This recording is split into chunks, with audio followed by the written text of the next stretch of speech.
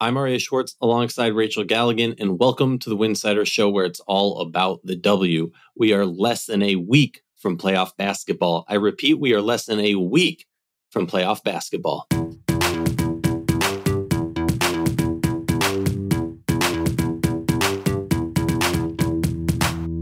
If you like our show, please consider joining our Patreon community, patreon.com/Winsidr. For less than a cup of coffee a month, you can directly show support for the hard work we do covering the W.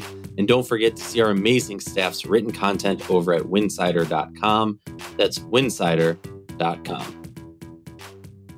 Welcome back to the show. Very excited to be here with the great Rachel Galligan. We are 2 games away. We are 6 days away. We are... Someone do the math on the hours for me. We are getting so close to playoff basketball. I feel like my pulse is starting to, go through the roof. I'm just trying to get ready for the excitement, for the anxiety, and for the letdowns, right?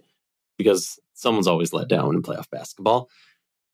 Rachel, how you doing? I'm good. We've got voting ballots that are sent out. We've got PR kits getting sent out. Everyone's trying to make their argument for really end of season awards. Some seem a little bit more obvious than others. I know we'll be working pretty heavily on kind of our tops as we kind of wrap up here and get into Sunday, which is when the playoffs start. We just we're going through our own power rankings. It's Monday, so one of the few Mondays this year where we don't have any action. So it's a chance to decompress and talk. I was really surprised to look and realize, oh my God, we are literally starting playoffs on Sunday. So we've got maybe 1 or 2 games left. I think it's hard to not start off this show talking about how good the Minnesota Lynx are right now. This team is the hottest team in the WNBA. They have been really, really dominant. They're 12-1 in their last 13 games. They've won 6 in a row. Most recently on Sunday, they beat the New York Liberty. And that kind of is what put them ahead of New York.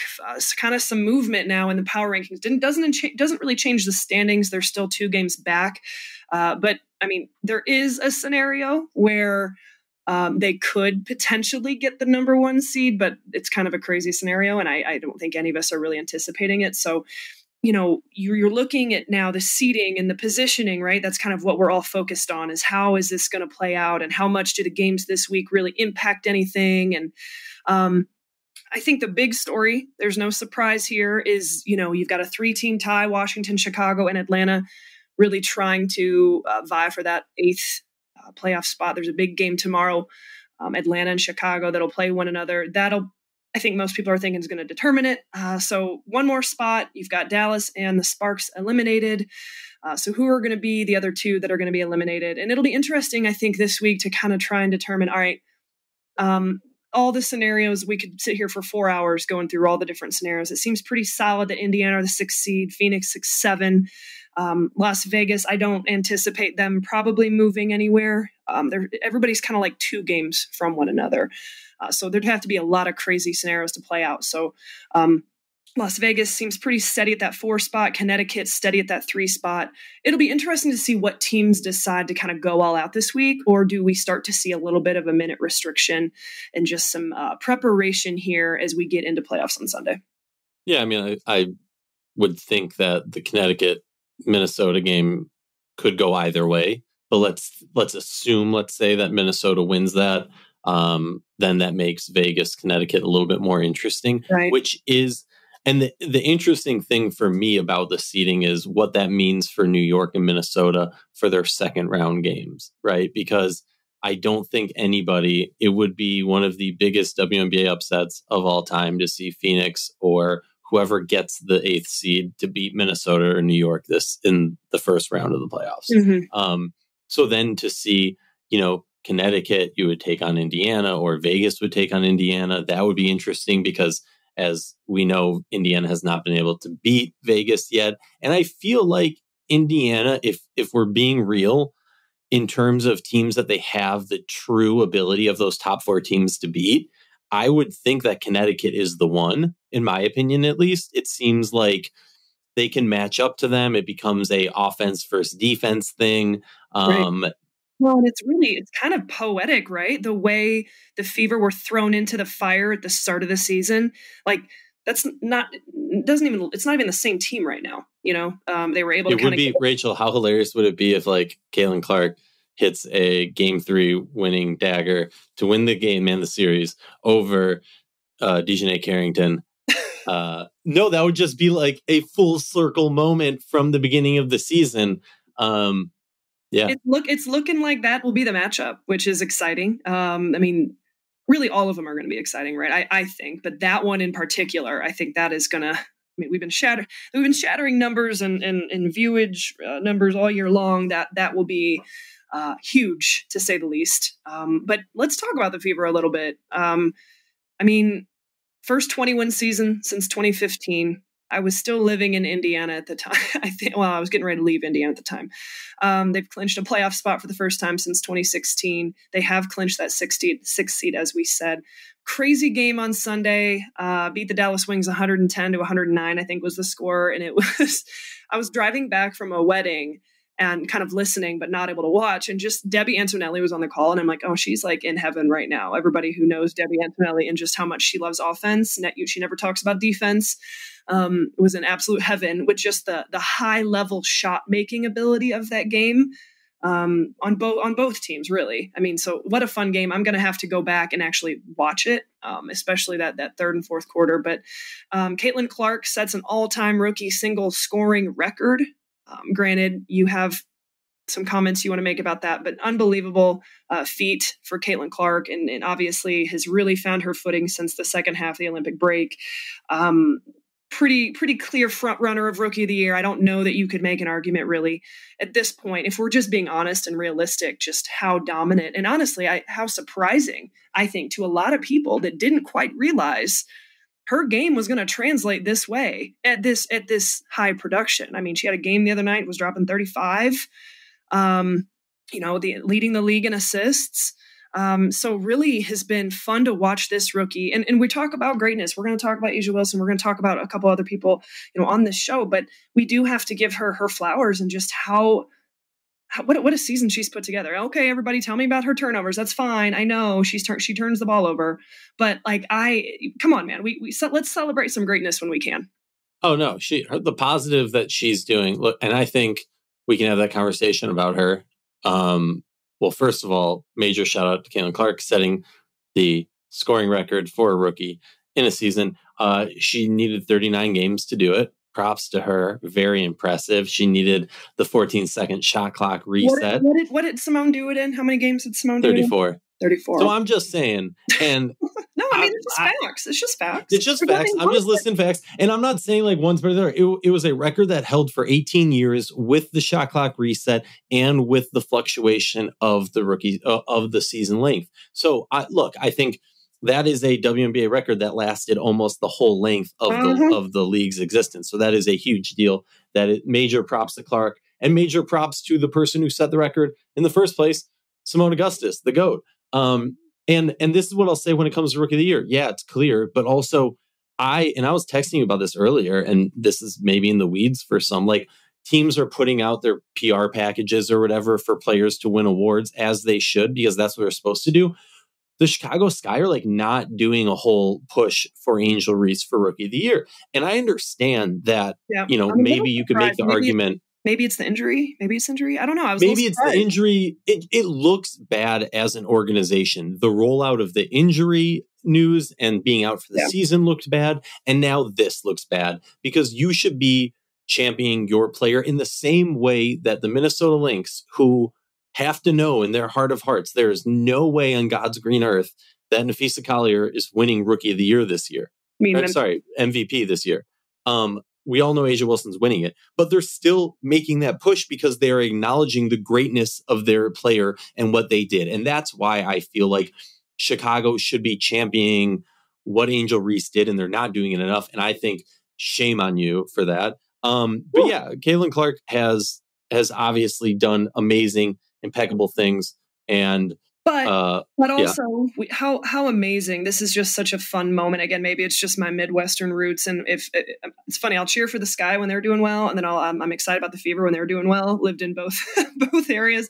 I have a long list of things that I will critique the Chicago Sky about.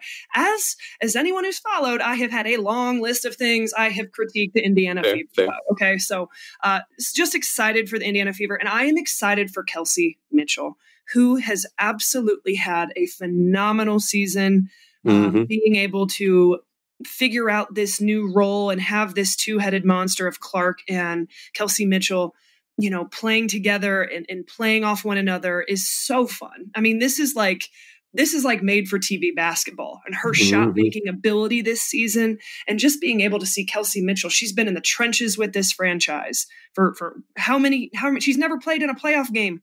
She's never been in a playoff game. So I'm really excited for Kelsey Mitchell, and just the level that she's playing at. She's elevated her game to a whole new level, which just makes this team that much better. But being able to finally be in the playoffs, have success, have a winning season, she's been through the trenches, and she deserves a ton of credit for the type of season that she's had. And honestly, Leah Boston too. Leah Boston's having a phenomenal season as well. No, the depth of Indiana players playing their role and buying into it. And shout out to Kelsey Mitchell. I remember when she was a rookie, her first time coming to DC to play the Mystics, and she was the first player I ever did an on-court pregame interview with. And she was this shy little, quiet, soft-spoken rookie. Really nice person. Lovely person. Let's talk Las Vegas Aces.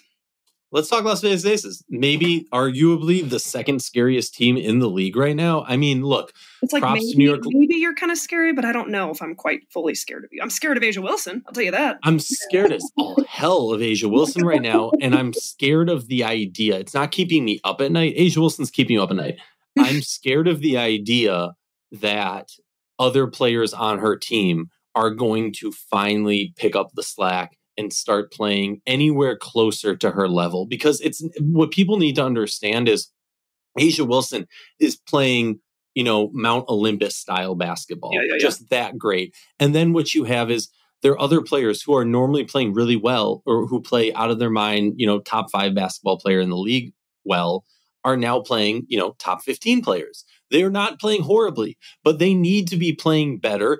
And it comes down to availability of skill, because that Stokes is not a serious offensive threat, right? That you're relying on your 4 other starters to kind of cover up that aspect. And then if you have another player like Chelsea Gray that's struggling, you're going to have to cover up for that also. And that's kind of the fluctuation of this team. I think we have more depth than we've ever seen before in Vegas, having Alicia Clark and having Tiffany Hayes.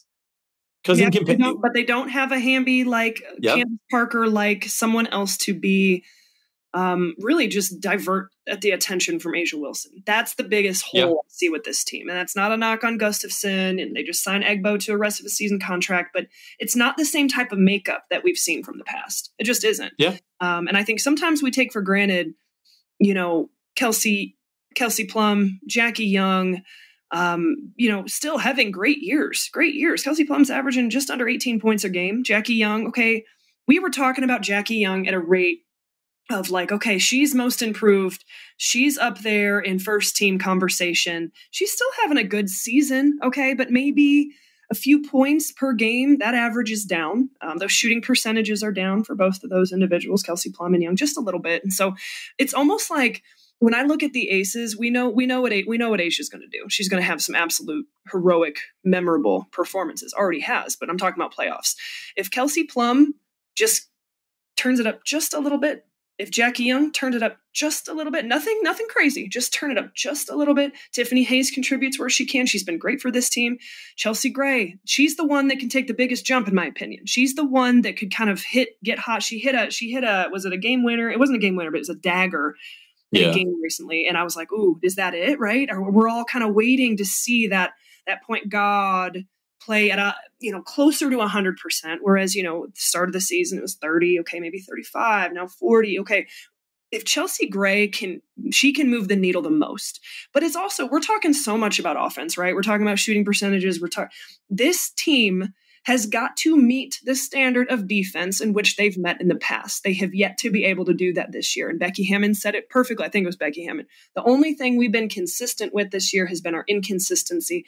And I think it shows even more on the defensive end of the floor. This team has not been as locked in as we've seen in the past. So is that something that can kind of be switched on? And so if all of those things can kind of come together, and again, it comes down to who is playing their best basketball at the right moment. There's no doubt the Minnesota Lynx are. No, regardless of what happens this week, because this week, in some depending on how you approach it, I don't know how much it really matters for some of these teams. But the Minnesota Lynx are playing their best basketball, and the next team, like you said, the Las Vegas Aces, they're not on that. They're not on that same plane, but they're trending that way. It feels like, especially with that big win over Connecticut.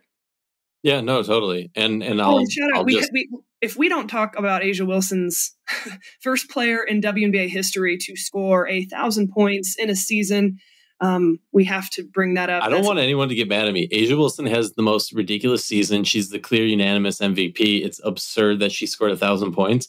When I heard she scored 1,000 points, am I the only one? Or when I knew that she was getting close to it, I guess I was waiting for it to happen. I just sat there and I go, so how many seasons of this to match Taurasi? That's what I just kept that's just a wild thought of because Taurasi, she hit 10K a little bit ago, right? I think that was it. And it's just mind blowing. What A'ja Wilson doing is so freaking amazing. How long can she keep doing this for? I mean, she's still at the front. Someone else needs to do something. I'm just saying, I mean, it's just, I would love to actually, now granted, okay, we're playing more games. Look at Clark's record. Look at this. This is the first time something like this has happened. But the game evolves. We're adding more games to the season. They're going to continue to add more games to the season. So we're going to continue to see these types of milestones. That's what happens when you have a league, and a league is growing and it's past its 25th, whatever year we're on. And you're adding to it. And so these types of milestones happen. It doesn't take away from the greatness of the past. It doesn't take away from the greatness of what's happening right now in front of us. But we've never seen anything like this happen. We've never seen anybody have the type of season that A'ja Wilson's having right at this exact moment. And let me put this into perspective. Diana Taurasi has 10,624 points in 20 seasons. Okay, so it would take basically a little over 10 more seasons of this for A'ja Wilson to do it. But here's almost arguably the crazier.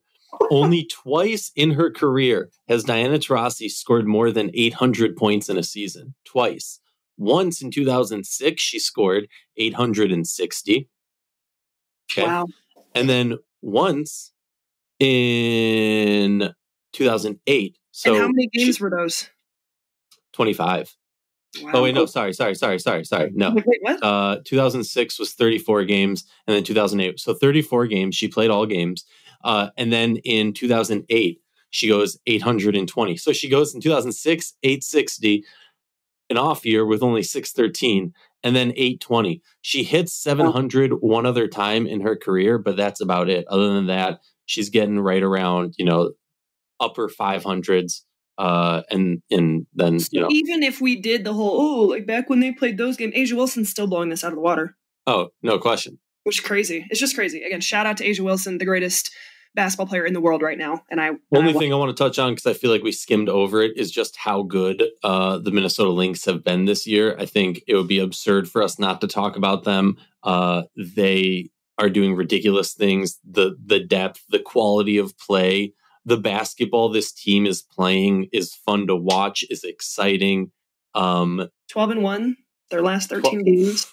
And honestly, if I'm going to have to go back and look at what their record is with Fee and without Fee, because with Fee, I think they're number one in the league easily. I feel like we talked about this, and they were limping in at maybe just above 500 when she was out. Exactly. And now look at where they are. So look, they would be, if Fee doesn't get injured, you're talking about a team that's easily in the number one place right now, because they easily lost 3 games just from Fee being hurt, and they're sitting 2 games behind New York. They've been able to handle New York in the head-to-head matchup. These teams, yes, there's a little bit of a gap in the head-to-head matchup. They've handled it 9-1 in their last 10 games. I mean, just impressive. And maybe because teams don't market themselves and talk about this, and it's kind of things that normally go by the wayside, but very easily, Claire and Reeve for executive and coach of the year have to be front runners, top discussion. I mean, the Courtney Williams edition, the Alana Smith edition, fine. Those are great moves. But then the Natisha Heidemann edition, another great move.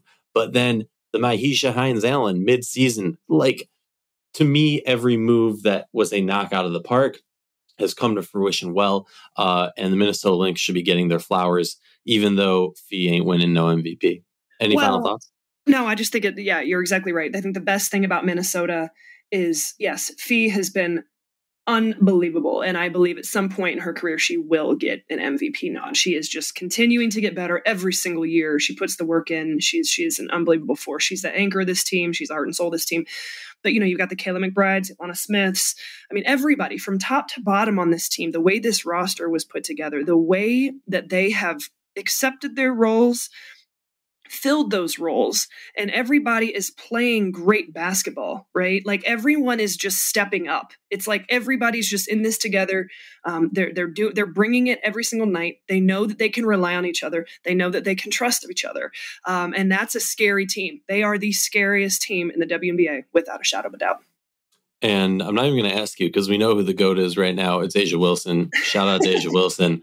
Most ridiculous, amazing season in WNBA history, in my opinion. You're the GOAT today.